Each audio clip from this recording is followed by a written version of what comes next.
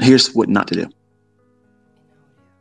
And if you want to find out real quick, if you're ready or someone else is ready to learn, if their attention span will not permit them to listen to someone tell you or others, this is what you want to avoid. You, that person listening that feels that way, you are the waste of time. You are. Because the point I've gotten to from the beginning of this discussion, it's going to be far more harder than you think it's ever going to be. And I've told everyone that's ever listened to me in the last 3 years, this is extremely hard. 30 years I've been doing this. These candlesticks are not new to me. But the way the markets are behaving is, and anybody that's been trading for a longer period than 2 years, 3 years, you know, some of you just now started. You have no idea what you're walking into and how much harder it is. Anyone that has been trading for a long period of time, and I'm saying 5 years or more, I think that's a fair amount of time. You're not new. And you have seen market environments that are not like this. You know what I'm talking about. You know exactly what I'm referring to. And it's not some kind of cryptic message. This market is behaving differently. It is going to be hard for you to learn in this environment. But learning in this environment will make you so much better. So much better than it was for me. And we had, well, by definition, in terms of what we've seen in recent years in terms of volatility, it was like a snail's crawl. Where if you got 3 handles on the day, you did well. That was a good move in the morning. 3 handles. 3 handles. People's stop losses are bigger than that now. But that's the way it was back then. But the volatility we have today needs to be respected because it can do wild stuff in a short span of time. And you'll be in that situation praying to a God you never believed in. But now you're reaching for him now. And your heavens will be like brass. And sometimes it'll be for people that are believers in the same faith that I have. And you just want to get out of that situation. Oh God, please, please, please let this trade pan out for me. Please, please just let me not get stopped out on this one. I won't trade the rest of the week if I can just get this one. Lying.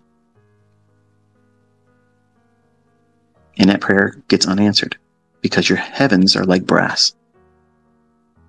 What happens then? You look down and a new idea comes to mind. You're going to plant a seed again in that risk.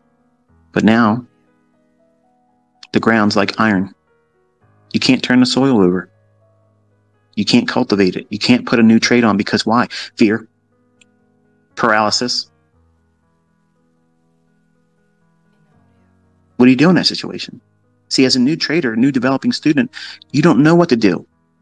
So what are you going to be left to do? Impulsive decisions. Well, let me just go in here and figure it out. I'll find my way through it. Yeah. Right on through another blown account. Well done. How many times do you have to do that before you would learn a lesson? I watch people tweeting to others and me talking about doing that same thing in environments that I've openly said we're in low probability. They're trying to pyramid. They're trying to trade with larger leverage. They're trying to trade every session, every day, trying to trade every macro. ICT said between this time and this time, there's going to be a move. I'm getting in there, I'm doing it. Okay. You have to have some kind of premise to be acting on. You don't know what to expect. You're new. You have no idea what you're doing.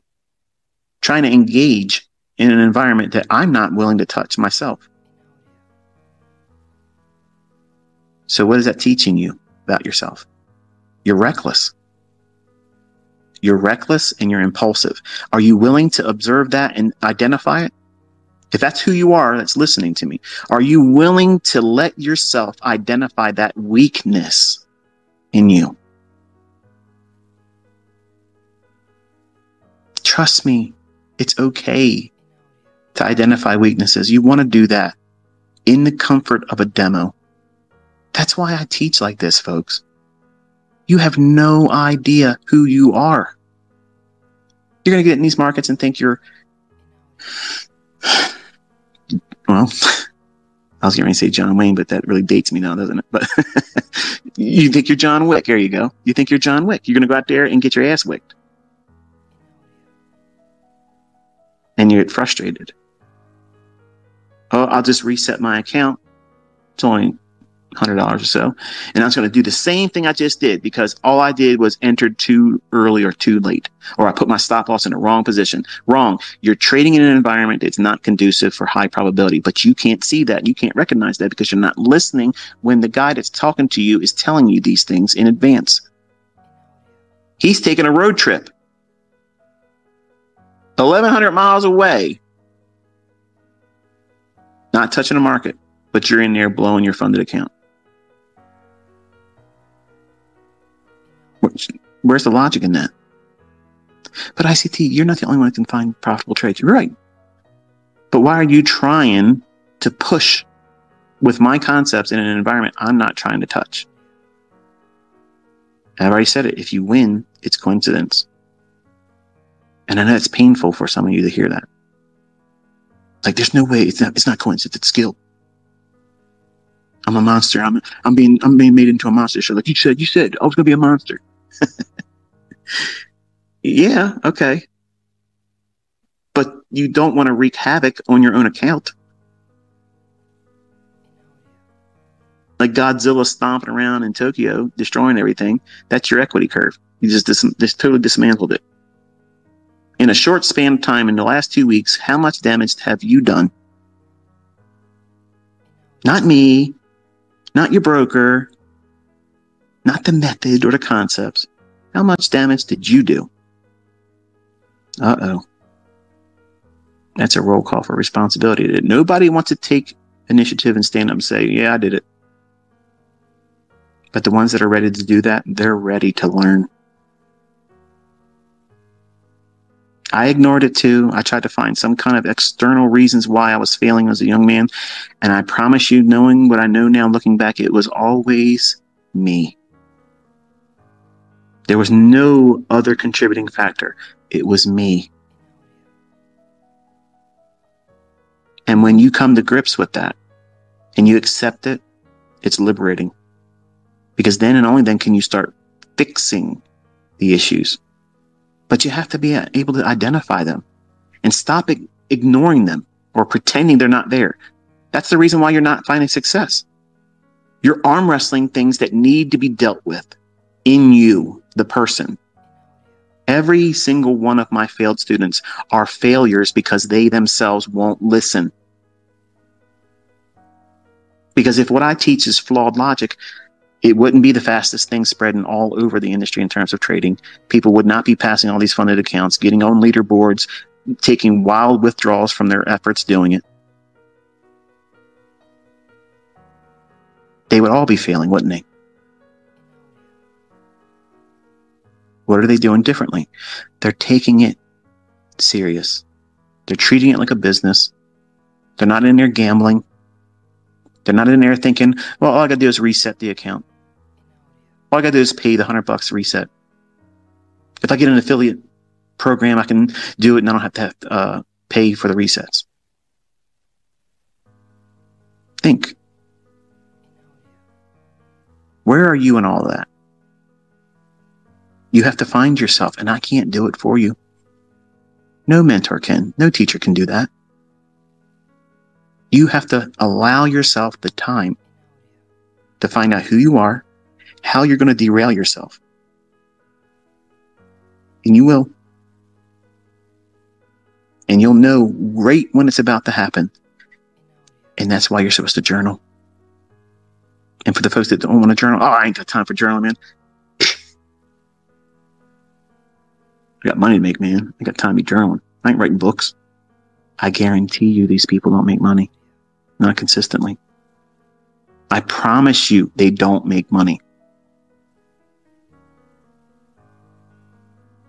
Every high-tech position in the world, all of them, keep data on their performance, KPIs, every industry, every food producer, every commodity manufacturer, producer, any kind of company, they all have performance stats. That means they're doing what? They're journaling. Now, for the folks that don't want to journal in their trades and their development, doesn't that make you feel stupid? Like you're going to walk through this, no real effort is just going to fall in your lap. It's going to be easy. Why do that? I ain't got to spend time writing in journals. I can't make money on those old moves anyway. Why would I even want to do that? You're going to continuously work the rest of your life. And you're going to be even more miserable because you won't find success in this. And you won't be successful in your job. And you'll be miserable. The rest of your life, you've been relegated to the shared desk with Carl. Imagine that. The last thing you see before retirement is him smiling saying, I told you you'd never get out of here.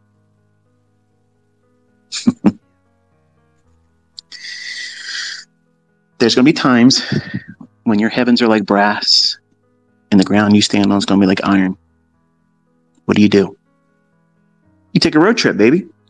You take a road trip, you go on a fishing trip, you go into your hobbies that are outside the marketplace. Pour your time and attention into your family or your friends, apart from the market. It's good. It's good to do it. It allows you to recalibrate and reset your mindset. And you give yourself permission to forgive yourself for not doing it sooner. I'm not obligated to do any of this for you. Just like you're not obligated to trade every day. Have you ever given yourself permission? Because I'm giving it to you right now. You have my permission as your mentor to not trade every day. In fact, that should be a goal for you. When you make money and you're new, stop. Let the week close and profit. That's a skill set. It's teaching patience. It's teaching enough to be content with enough. But ICT, it was only $1,100. I could have made, right, but did you make $1,100 at your job after taxes? No. So why are you going to risk it? You're not skilled yet. You're finding yourself. You have to continuously instill this cheerleading mindset as you're growing up in who you are eventually going to be as a trader. You have to cheerlead yourself. You have to do that through journaling. Spend time looking at when you got it right. You're going to need those times. You're going to doubt yourself. You're going to doubt your future performance. If you try to trade every single day and you start going into drawdown, here's another permission. You don't have to fix your drawdown right now. What? Yeah, you don't have to. Who says you had to do it right now? Who says you had to fix the drawdown and bring it completely back this week or this month? Who said that? You did. Or the people you hear others on social media crow on about, oh, this and that. Who's running your business? Them or you? Think. Because if you're letting other people on social media impact your decisions about when and how you're going to trade, you're not running your business.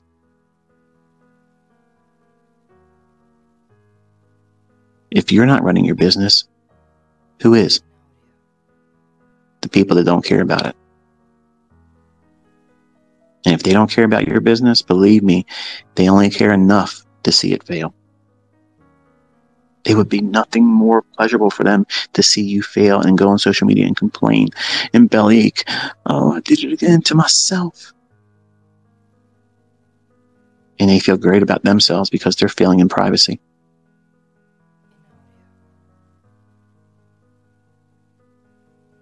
So when your heavens are like brass and you can't find your way out of a position you're in terms of profit, close the trade. As soon as you recognize that you feel like you got to pray for the outcome of that trade to be different than what you think is already going to happen, because you know, you're looking at the charts, you see it. Something in the underpinnings of the marketplace have shifted.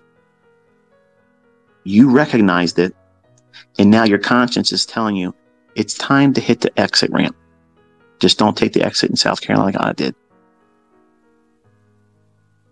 You have to stop, remove yourself from the risk, and walk away from it. And it doesn't mean immediately look for another pair or another market to trade and try to plant yourself in risk again, because the ground you're standing on is now iron.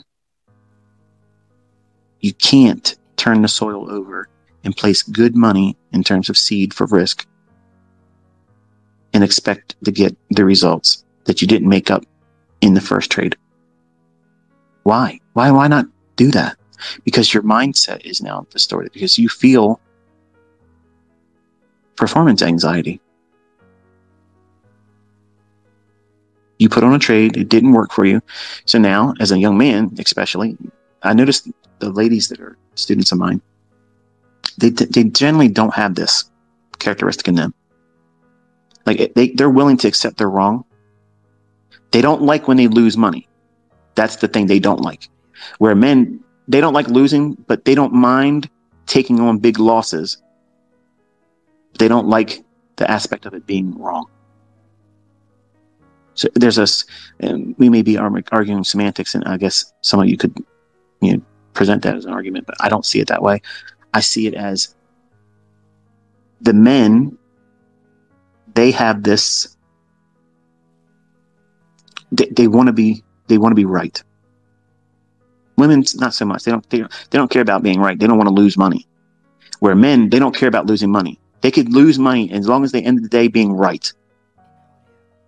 They can go down in severe drawdown and come back.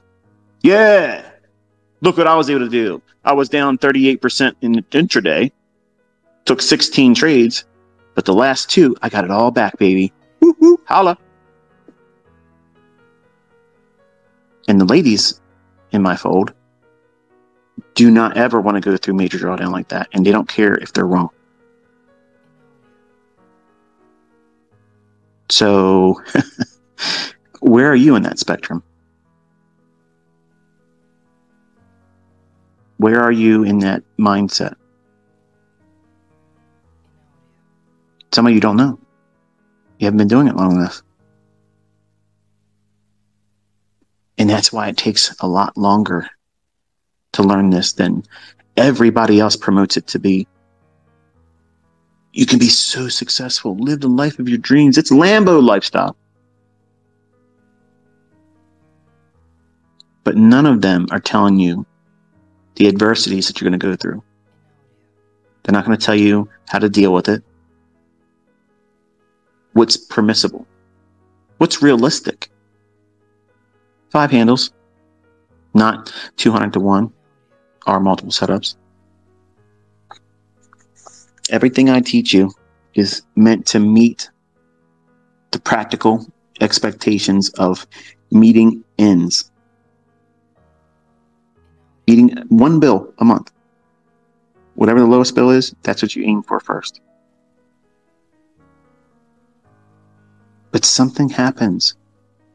Something happens in your mind when you first start dealing with these charts and you're demoing, or you're rushing through that part by never doing the demoing, which is to teach you